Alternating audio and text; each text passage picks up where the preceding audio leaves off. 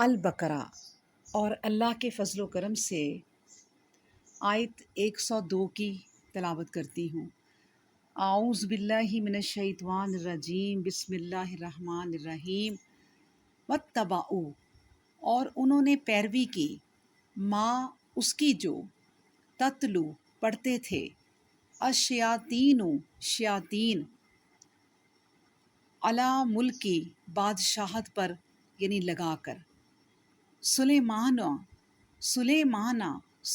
کی، وما اور نہیں کفارہ کفر کیا تھا سلیمان نے، ولیکنہ اور لیکن، الشیاطین شیاطین نے، کفارو کفر کیا، یعلمون وہ سکھاتے تھے، الناسا لوگوں کو، السحر جادو، وما اور جو انزلہ نازل کیا گیا تھا، علل ملکینی اوپر دو فرشتوں کے، بے بابلا بابل میں، ہاروت و ماروتا اور ماروت کے، وما اور نہیں، یعلمانی وہ دونوں سکھاتے تھے، من احدن کسی ایک کو، حتیٰ یہاں تک کہ یقولا وہ دونوں کہتے، انما بے شک، نحنو ہم، فتنتن ایک فتنہ ہے، فلا پس نہ، تکفر تم کفر کرو، ویتعلمون پس وہ سیکھتے تھے، منہما ان دونوں سے، ما جو، یفرقون وہ جدائی ڈالتے ہیں، بہی ساتھ اس کے، بینا درمیان، المرئی مرد، و زوجہی اور اس کی بیوی کے، وما اور نہیں تھے، ہم وہ، بضارین ضرر پہنچانے والے، بہی ساتھ اس کے، من احدن کسی ایک کو، الا مگر، باذن اللہ اللہ کے اذن سے، ویتعلمون اور وہ سیکھتے تھے، ما وہ جو، یضرہم نقصان دیتا انہیں، ولا اور نہ، ینفعوہم اور وہ نفع دیتا انہیں، وَلَقَدْ اور البتہ تحقیق، علموا وہ جانتے تھے، لمن البتہ جس نے، اشتراہ خریدا اسے، ما نہیں ہے، لہو اس کے لیے، فی الآخرات آخرت میں، من خلاق کوئی حصہ، ولا بئسا اور البتہ کتنا برا ہے، کتنا برا تھا، ما جو، شرو انہوں نے بیچ ڈالا، بہی بدلے اس کے، انفسہم اپنی جانوں کو، لاؤ کاش کانو ہوتے وہ، یعلمون جانتے۔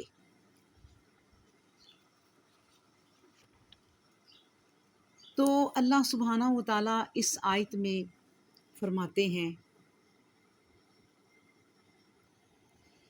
ان لوگوں نے ان اعمال و احکام کی پیروی کی جنہیں شیاطین سلیمان علیہ السلام کی طرف منسوب کر کے پڑھا کرتے تھے، حالانکہ سلیمان علیہ السلام کبھی کفر کا مرتکب نہیں ہوا تھا، بلکہ یہ انہی شیطانوں کا کفر تھا کہ لوگوں کو جادوگری سکھلاتے تھے، اور یہ بھی صحیح نہیں کہ بابل میں دو فرشتوں ہاروت ماروت پر اس طرح کی کوئی بات نازل ہوئی تھی۔ وہ جو کچھ بھی کسی کو سکھلاتے تھے تو یہ کہہ دیتے تھے کہ دیکھو ہمارا وجود تو ایک فتنہ ہے، پھر تم کیوں کفر میں مبتلا ہوتے ہو، لیکن اس کے باوجود لوگ ان سے سیکھتے، اور جن کے ذریعے شوہر اور بیوی میں جدائی ڈالنا چاہتے۔ یہ ایک فرضی کہانی تھی، وہ کسی انسان کو نقصان نہیں پہنچا سکتے، الا یہ کہ اللہ کے حکم سے کسی کو کوئی نقصان پہنچنے والا ہو۔ یہ لوگ کتاب الہی کو چھوڑ کر ایسی باتیں سیکھتے ہیں جو انہیں سراسر نقصان پہنچانے والی ہیں۔ انہیں یہ بھی معلوم ہے کہ جو کوئی جادوگری کا خریدار ہوتا ہے اس کے لیے آخرت کی برکتوں میں کوئی حصہ نہیں ہوتا، پس افسوس ان کی اس خریداری پر، کیا ہی بری جنس ہے جس کے بدلے انہوں نے اپنی نجات فروخت کر دی، کاش کہ وہ اس حقیقت کی خبر رکھتے۔ اللہ اکبر۔ آیت جو ہے وہ تفصیل طلب ہے اور بہت غور و فکر اور سمجھنے والی ہے۔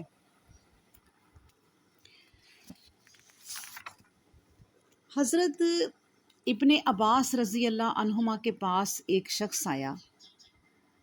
آپ نے پوچھا کہاں سے آئے ہو؟ اس نے کہا عراق سے۔ فرمایا عراق کے کس شہر سے؟ اس نے کہا کوفہ سے۔ پوچھا وہاں کیا خبریں ہیں؟ اس نے کہا وہاں باتیں ہو رہی ہیں کہ حضرت علی رضی اللہ عنہ انتقال نہیں کر گئے بلکہ زندہ روح پوش ہیں اور عن قریب آئیں گے۔ حضرت ابن عباس رضی اللہ عنہما کانپ اٹھے اور فرمانے لگے کہ اگر ایسا ہوتا تو ہم ان کی میراث تقسیم نہ کرتے اور نہ ان کی عورتیں اپنا دوسرا نکاح کرتیں۔ سنو، انہوں نے کہا سنو، شیاطین آسمانی باتیں چرا لایا کرتے تھے اور ان میں اپنی باتیں ملا کر پھیلایا کرتے تھے۔ حضرت سلیمان علیہ السلام نے یہ تمام کتابیں جمع کر کے اپنی کرسی تلے دفن کر دیں۔ آپ کے انتقال کے بعد جنات نے وہ پھر نکال لیں۔ وہی کتابیں عراقیوں میں پھیلی ہوئی ہیں اور ان کتابوں کی باتیں وہ بیان کرتے اور پھیلاتے رہتے ہیں۔ اسی کا ذکر اس آیت میں واتبعوا جو میں نے آپ کے سامنے پڑھی ہے اس میں ہے۔ ٹھیک ہے، اس زمانہ میں یہ بھی مشہور ہو گیا تھا کہ شیاطین علم غیب جانتے ہیں۔ حضرت سلیمان علیہ السلام نے ان کتابوں کو صندوق میں بھر کر دفن کر دینے کے بعد یہ حکم جاری کر دیا کہ جو یہ کہے گا اس کی گردن مار دی جائے گی۔ بعض روایتوں میں ہے کہ جنات نے ان کتابوں کو حضرت سلیمان علیہ السلام کے انتقال کے بعد آپ کی کرسی تلے دفن کر دیا تھا اور ان کے شروع صفحہ پر لکھ دیا تھا کہ یہ علمی خزانہ آصف بن برخیہ کا جمع کیا ہوا ہے، جو حضرت سلیمان علیہ السلام بن داؤد کے وزیر اعظم مشیر خاص اور ولی دوست تھے۔ یہودیوں میں مشہور تھا کہ حضرت سلیمان نبی نہ تھے بلکہ جادوگر تھے۔ اس بنا پر یہ آیتیں نازل ہوئیں اور اللہ کے سچے نبی نے ایک سچے نبی کی برات کی اور یہودیوں کے اس عقیدے کا ابطال کیا۔ وہ حضرت سلیمان علیہ السلام کا نام نبیوں کے زمرہ میں سن کر بہت بدکتے تھے، اس لیے تفصیل کے ساتھ اس واقعہ کا بیان کر دیا گیا۔ خواجہ حسن بصری کا قول ہے کہ جادو حضرت سلیمان علیہ السلام کے پہلے بھی تھا اور یہ بالکل سچ ہے۔ حضرت سلیمان علیہ السلام حضرت موسیٰ علیہ السلام کے بعد ہیں اور موسیٰ علیہ السلام کے زمانہ میں جادوگروں کا ہونا قرآن سے ثابت ہے، اور حضرت سلیمان علیہ السلام کا حضرت موسیٰ علیہ السلام کے بعد ہونا بھی قرآن سے ظاہر ہے۔ داؤد علیہ السلام اور جالوت کے قصے میں ہے من بعد موسیٰ، یعنی وہاں لکھا ہوا ہے من بعد موسیٰ۔ بلکہ حضرت ابراہیم علیہ السلام سے بھی پہلے حضرت صالح علیہ السلام کو ان کی قوم نے کہا تھا انما انت من المسحرین، تو جادو کیے گئے لوگوں میں سے ہے۔ ہاروت اور ماروت لفظ شیاطین کا بدل ہے۔ ابن عباس رضی اللہ تعالی عنہما فرماتے ہیں جادو خدا کا نازل کیا ہوا نہیں۔ ربیع بن انس رضی اللہ تعالی عنہ فرماتے ہیں ان پر کوئی جادو نہیں اترا۔ اس بنا پر آیت کا ترجمہ اس طرح ہوگا کہ ان یہودیوں نے اس چیز کی تابع داری کی جو حضرت سلیمان علیہ السلام کے زمانہ میں شیطان پڑھا کرتے تھے۔ حضرت سلیمان نے کفر نہیں کیا، نہ اللہ تعالیٰ نے جادو کو ان دو فرشتوں پر اتارا۔ جیسا اے یہودیو تمہارا خیال جبرائیل اور میکائیل کی طرف ہے، بلکہ یہ کفر شیطانوں کا ہے جو بابل میں لوگوں کو جادو سکھایا کرتے تھے، اور ان کے سردار جو آدمی تھے جن کا نام ہاروت اور ماروت تھا۔ اللہ اکبر۔ اب دیکھیں کہ جادو کیا ہے۔ سحر، جادو کا جو منتر ان میں بہت مقبولیت حاصل کر چکا تھا، وہ تھا جس سے میاں بیوی میں ناچاکی پیدا ہو تاکہ یہ اس پر ڈورے ڈال کر اپنے عشق کے جال میں پھانس لیں۔ اس طرح وہ حرام کاری کا بازار گرم رکھتے تھے۔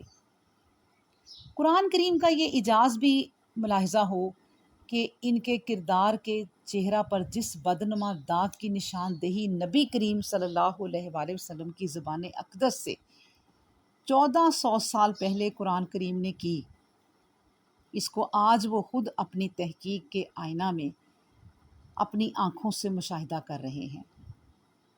جیوش انسائکلوپیڈیا کی یہ عبارت پڑھیے، یعنی وہاں لکھا ہے، سحر کی سب سے اول صورت اس نقش کی تھی جو عشق و محبت کے لیے دیا جاتا تھا، خاص کر وہ نقش جو ناجائز آشنائیوں کے لیے لکھا جاتا تھا۔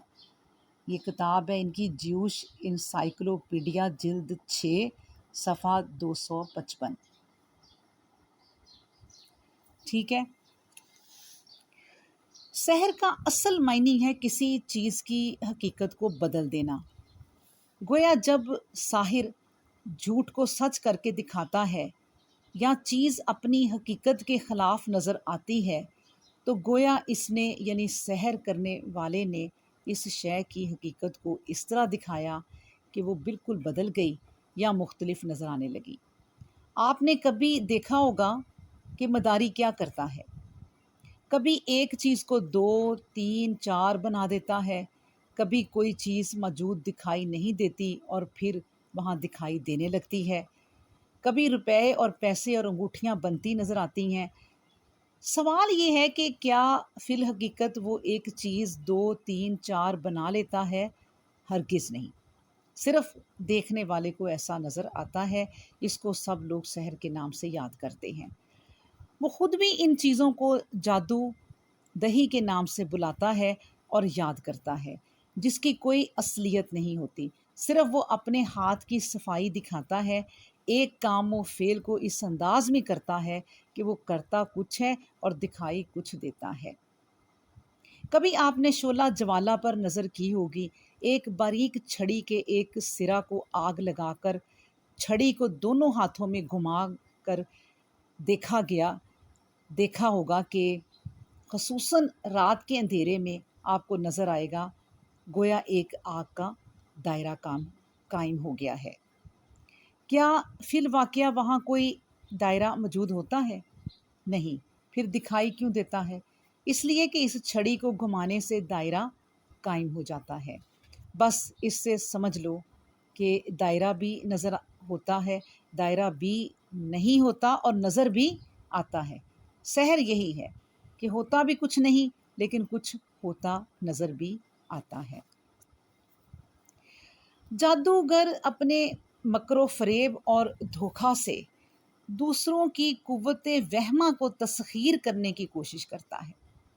پھر جس کی قوت وہمہ جتنی کمزور ہوگی اتنا ہی اس سے فائدہ حاصل کر سکتا ہے اور اپنے مکر و فریب اور کفر و دھوکہ دہی کو کالا علم، جادو اور سحر کے نام سے تعبیر کرتا ہے۔ اسی طرح کبھی اس کا نام سحر سلیمانی، نقش سلیمانی، بنگال کا جادو، کالا علم، جنات کا علم اور کبھی جنات کی پکڑ اور سایہ جیسے ناموں سے جو ہے وہ معروف کیا جاتا ہے۔ علماء یہود نامسعود اپنے کفر و فسق کے باعث اس میں مبتلا تھے، لیکن بدقسمتی سے آج یہی حال ہمارے عالموں، صوفیوں اور قاریوں کا ہے۔ یہود کی پیروی میں انہوں نے بھی اپنی کتاب قرآن کریم کو اپنی پیٹھوں کے پیچھے پھینک دیا ہے اور اب تعویذوں اور گنڈوں پر زور ہے۔ یہی ان کی آمدنی کے ذرائع ہیں اور انہی سے اپنی عزت و منزلت جہلا کے دلوں میں قائم کیے ہوئے ہیں۔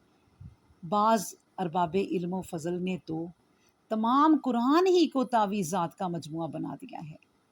اور اعمال قرآنی کے نام سے کتابیں شائع کر کے اپنے زوم باطل میں تحقیقات کا جدید باب مفتوح کر دیا ہے۔ پھر جن مولویوں، صوفیوں، پیروں اور قاریوں کا ذریعہ معاش صرف تعویذات رہ گئے ہیں، وہ اللہ کے نام پر کہاں اپنے آپ کو قربان کر سکتے ہیں؟ وہ تو دنیا میں کاہلی اور سستی کے نمونے ہیں۔ کاش وہ اس فریب خوریدہ زندگی کو ترک کر کے تبلیغ دعوت اسلام اور قرآن کو اپنا مقصد حیات بناتے۔ ان پر اللہ کی پھٹکار اور لعنت کہ انہوں نے یہود کی نکالی میں دین اسلام کو برباد کرنے کی کوشش کی۔ اللہ نے ان کی آخرت برباد کی، اور دنیا میں بھی وہ اللہ کے نیک بندوں کی نگاہوں میں ذلیل و خوار ٹھہرے ہیں۔ اللہ اکبر۔ زیر نظر آیت کی تفسیر میں ہاروت و ماروت کو فرشتے قرار دے کر جس طرح سحر و جادو کی تعلیم کا ذمہ دار ان کو ٹھہرایا گیا ہے، اور جس طرح ان کو بے حیائی اور بدکاری کا مرتکب قرار دیا گیا ہے، وہ سب فرضی قصہ ہے جس کا تعلق یہودیت سے ہے، اور اسلام ایسے نظریات سے بالکل پاک ہے۔ ہاں، مفسرین اسلام میں سے جن لوگوں نے ایسی واحد تباہی کی روایات کو اپنی تفسیروں میں جگہ دی ہے، ان کا مقصد دراصل اسرائیلیات سے روشناس کرانا ہے اور کچھ بھی نہیں ہے۔